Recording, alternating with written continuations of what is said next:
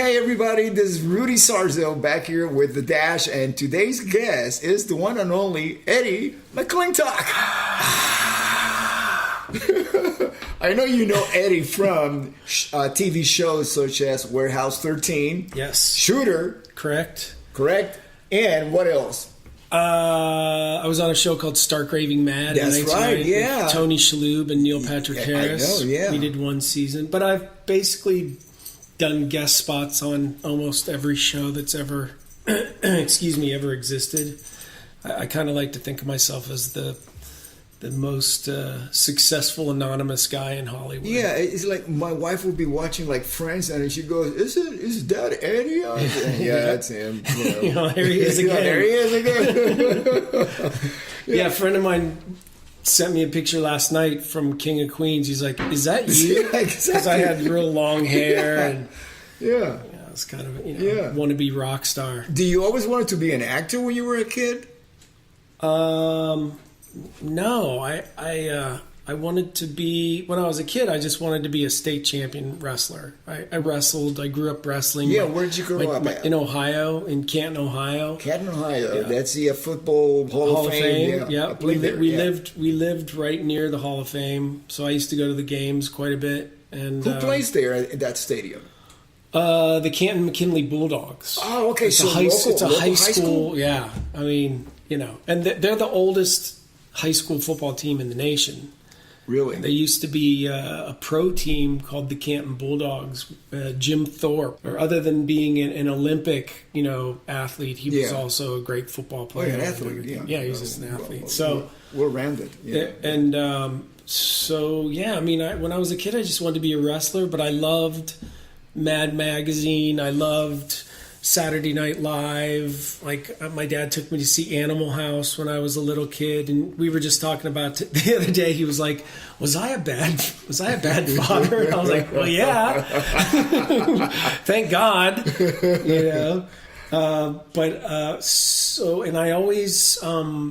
I always got a kick out of making my mom entertaining my mom, making my mom laugh, and my mom struggled with a lot of depression and stuff, and so it was kind of, I took it upon myself to kind of try and bring her out of her depression and stuff. So. At what age did you decide to basically, of course, leave Canton, Ohio? Right. Was that you just went from Canton straight to Los Angeles? Well, I graduated from high school, and then I went down to wrestle in college at Wright State University in Dayton, Ohio. Mm-hmm. And, I wrestled for 3 years, and then I discovered Trent Reznor and 9 Inch Nails and LSD. LSD? Yeah. But your dad had nothing to do with this, right? No, okay. No, I actually came home from college after 11 years of wrestling and being, that type of kid to, I came home dressed as Trent Reznor, like I was dressed in all black. My hair was black. It was shaved on the side. What year was this? This is right when Pretty Hate Machine came out, so it would have been 88, 89. See, when I think of LSD, I think of like Monterey Pop Festival. Right. Right. Well, like this is contemporary acid. Is it better than the original acid? Man, I don't know. New and improved acid. The thing about what we were doing when I was doing that stuff in the beginning, we would just hang out and talk. So it wasn't like, a lot of the other people were like going to clubs and that stuff. That wasn't really our thing. We just would sit around and pick each other's brains. So in that respect, I think it probably was a little bit more like it used to be, like a little more throwback. I think it was, LSD was, I may be wrong, but I feel that it was more of an intellectual experience back in the, is that kind of like going on social media and talking to people? Well, when I was in '89, there was no social media, so yeah. But kind of like that. Yeah. Well, no, because it wasn't hate filled. God, social media has just become such a poison, hasn't it? But anyway, let's not go there. but I then, you know, I went through that phase. I went through a phase where I kind of rejected my wrestling background because I wanted to be considered an artist. I thought of myself more as an artist. Yeah, I had always you drawn paint. and painted and was in art, and so I kind of thought, well, maybe I'm not that. Maybe I'm an artist. And I, you know, as a kid, you don't. I guess I wasn't able to conceptualize the fact that maybe I was both. Both, exactly. You know? Yeah. I mean, I've always been very extreme. I'm either doing it like 100,000% or not at all. So I didn't. You know, I'm very polar. I tend to be very polarized in that respect.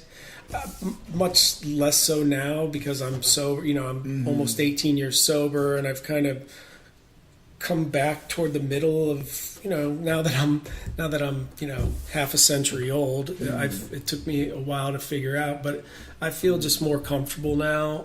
I consider myself an artist, but still an athlete, and both are okay with me. So. You know, I definitely do get the whole, you know, man athlete connection. Because I was reading a self-help book years ago, and it was one of the themes was that difference between men and women, the fundamental difference, is that men tend to compete. There's a lot of competition, you know, and women test you. There's competition, men, you know, like that's why the test. You know, we do that in bands. Bands, you know, not only are we competing with other bands, especially back in the day, because it's a little bit more kumbaya nowadays. But back in, you know, when I was, you know, back in the 70s and 80s, and there were certain bands on the Sunset Strip, and everybody wanted to be the kingest, más macho, Sure. you know, type of attitude.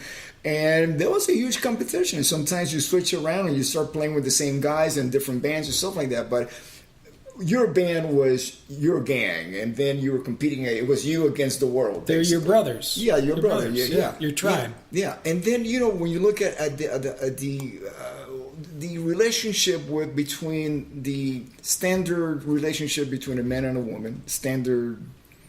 There's different standards. We'll put it in quotes. Yeah, different standards to that. But let's say just the average, you know, old school man and woman relationship. Sure. You know, as far as I can recall, my relationship with women, whether it was my mom raising me or teachers in school, crazy girlfriends, my wife, it was all about me always trying to impress them. Sure. By completing certain tests that were laid upon me by them. Right, jumping through certain hoops, if you will. Yeah. And I looked at it as a way for women to prepare men in the traditional role for, you know, for the world, life. You know, to face all the challenges in life. Absolutely. You know? So I can see you really being involved in the whole really competitive world of athletics, but also there's an artistic side to you that I see that flourishing with your acting. Oh, thanks. Thank you. Yeah, I was conflicted. You know, I was like, well, what am I? Am I an artist? Am I an athlete? Like, do I hang out with the athletes, the jocks, or do I hang out with the artists? You know, I started when I quit wrestling, I started hanging out with the artists, and a lot of the artists were gay, you know, and so all my old wrestling buddies were like, "Hey, did you hear about Eddie? He's gone gay." And like, well, yeah, I wasn't gay last year, but different times. I went gay, Yeah. But you know, it's just a different mentality. I had trouble separating the mentality. Yeah, but then you know, there's a lot of gay athletes that have come out, and I think that has diffused that situation. Totally. I mean, you know, now here we are, 25, 30 years later, 40 years. 40, I know. 40, maybe 35. Wow. Yeah. And I mean, I guess more than anything, I always wanted to be a musician more than an actor. Yeah, what? Were you listening to music back then when you were a kid? Well, luckily, my dad, my dad, when I was, from the time I can remember, my dad had either vinyl or an 8-track when I was growing up, and he had, Grand Funk Railroad, Blood, Sweat, and Tears, more, The Doors, Zeppelin, Black Sabbath, George Harrison. So I mean, I lucked out. I was raised on what I consider to be historically some of the best music of all time. Yeah. Like I was listening to some Moody Blues the other day, and I just was like, listening to not to sound too snobby or whatever, but the nuances of the music and the changes and stuff. And then, you kind of, again, I don't want to knock anybody, but you listen to what like the number one song is today. It just doesn't. There's nothing there. There's nothing there to hold on to. I mean, you can walk out of the room going bop, bop, bop. There's like a beat to it, but I don't know, man. I and Pink Floyd. I don't want to miss out. My dad. I know Dark Side of the Moon. My dad and I used to listen to Dark Side of the Moon in his room. We'd turn all the lights out, and the 8-track tape player had 4 little lights on it, when it clicked from one to the next. I remember laying in there and just listening to Dark Side of the Moon and just being like... How did music influence your artistry as a painter and also as an actor?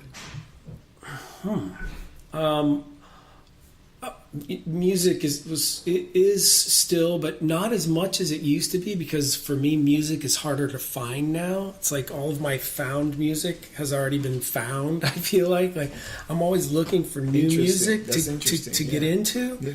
I want new music because, I've been pretty much, I still listen to a lot of the music I was listening to when I was a kid. Yeah. And, I've found some good music in the past few years. There's a band called Interpol, a band of horses I like a lot. Yeah. You lean more towards like the 9 Inch Nails, Tool. I used to when I because I've always been more of a. I mean, Zeppelin, I would say is to me. Like if somebody asked, Zeppelin's what comes to my head. So I guess so, but not necessarily. I frankly I've never been able to get into like rap music necessarily, but pretty much. Although I love old Run DMC and like Ice-T and LL Cool J and stuff, but I don't know. I guess my musical tastes are pretty diverse. When I was down in Dayton, Ohio, I got into Hank Williams Jr. and Hank Williams and Randy Travis, and but for so long, I mean, I've always said like songs for me are memory triggers. Yeah, absolutely. And I can be sitting in the car driving, and a song will come on, and I'll think about my best friend from 9th grade when we were back doing something, and I'll call him. Yeah. I'll just be like, I was thinking when a song came on, and like, I love music for that reason. Yeah, I find it amazing that I can actually listen to a song for the rest of my life, once in a while. And but anything visual, like a movie or television show, there's only very, very few that I can actually keep watching, repeatedly. Right. Yeah. So there's definitely Jaws, Goodfellas. Yeah, but yeah, music. Yeah. You can hear the same song pretty much. Yeah, exactly. A billion times and still be into it. Yeah, and there are definitely memory triggers. I mean, as a matter of fact, I am a member of the Guess Who nowadays, right? And that's a band that I grew up listening to, on the radio. And every time I'll be on stage, because we play we have a catalog of 17 hits, and we including the new songs from the album that's coming out. We put in a couple of those in the set, but its majority is the songs that the crowd wants to hear. Right, sure. So I'll be on stage and I'll be laughing or smiling during a song. It has nothing to do with what's going on at the moment.